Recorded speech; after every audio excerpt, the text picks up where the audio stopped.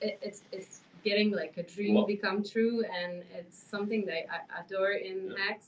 And so I'm talking to you. It's not even about the money, really. It's about there is a trust here. There is a community, and you feel safe, even though it's a risky thing you do. Dipped on again. It's dipped 70%, like 5 or 6 times, but it's always made an all-time high so far. I think there's a lot more people that will know about it in 2 years than know about it now, and I think that tends to be very bullish for price. So, for instance, when Elon Musk went on television, that was the top in Dogecoin. And when CME launch happened in 2017, that was top for Bitcoin. And when Coinbase launch happened just 6-7 months ago, that was top for Bitcoin again. And so this ratio of the people that know about a thing to the number of people that will know about it, I think, is one of the best indicators of your potential in a speculative instrument, such as Hex or other cryptocurrencies, stocks, startups, any kind of thing like that.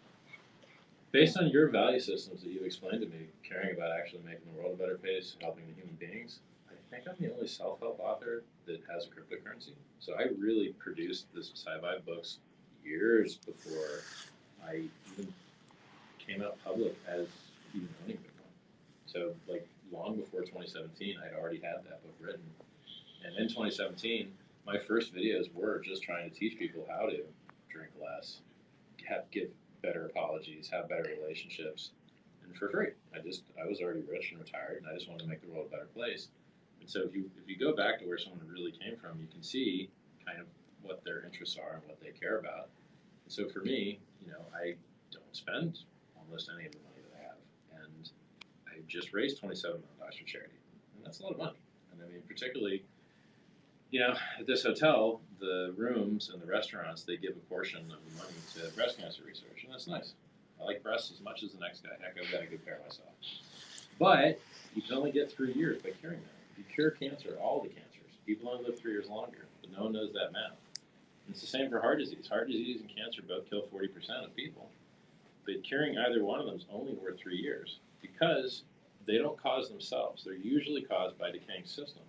And that same decay will just cause a different pathology, which is a fancy word for something going wrong. And so if you cure cancer, you just get heart attack instead. If you cure cancer and heart attack, you live about 7 years longer on average, but then you just have a stroke instead. And so if you have medical technology or rejuvenation technology that can reverse that damage, you're going to get positive side effects everywhere. You're going to have better sex, better skin, better lung capacity, better strength, better everything. And so for me, it makes a lot more sense to focus on technology that can give us more than 3 years than just putting a Band-Aid on the decaying system and just getting the 3. And those 3 that you get, they're at the end and they suck. Whereas with the rejuvenation, you're getting those 3 in the middle, the good stuff. Those are the really good years, the longer health span.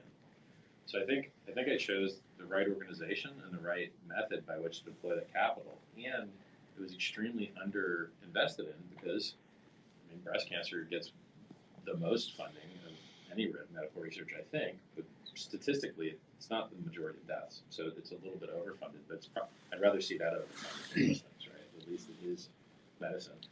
In my opinion, the best thing any human being can do is heal other human beings. Some of it's spiritual, some of it's intellectual, some of it's physical, probably most of it's physical. And it's really, no one puts enough money into it. Steve Jobs died, knew he was going to die of cancer, heart disease, 40% chance of each, and just died and lost the game and didn't pre-invest. He needed to invest that money 20 years before he actually needed the technology because it takes 20 years for that to come out the other end of the pipeline. So if I can get other rich people to invest more money than I'll ever have anyway into saving their own lives, you can get rich doing it too. It's not just charity. You can get rich in medicine, saving people's lives, and it's a very, very wholesome endeavor. I'll tell you what, if you love animals and you love anything else on this planet, if the humans don't make it, a meteor will come and strike this planet again and make 99.9% of everything extinct again. So 99.9% of every living thing that has ever existed is currently permanently extinct. Another thing on this planet that can prevent that from happening again is us. We have to catch the meteors and shift them off of impact target, or everything will be extinct again. And not only, by the way, will everything else on this planet die without us, the humans, but the concept of importance also dies with us. Because without us, nothing is important. That concept, that idea just disappears, and there's just stuff. And are we really in this universe full of so much matter and energy to not use it? I think it's for us, so we might as well utilize it. So you picked the right team. I'm We're all also kind of for blockchain. there. You go.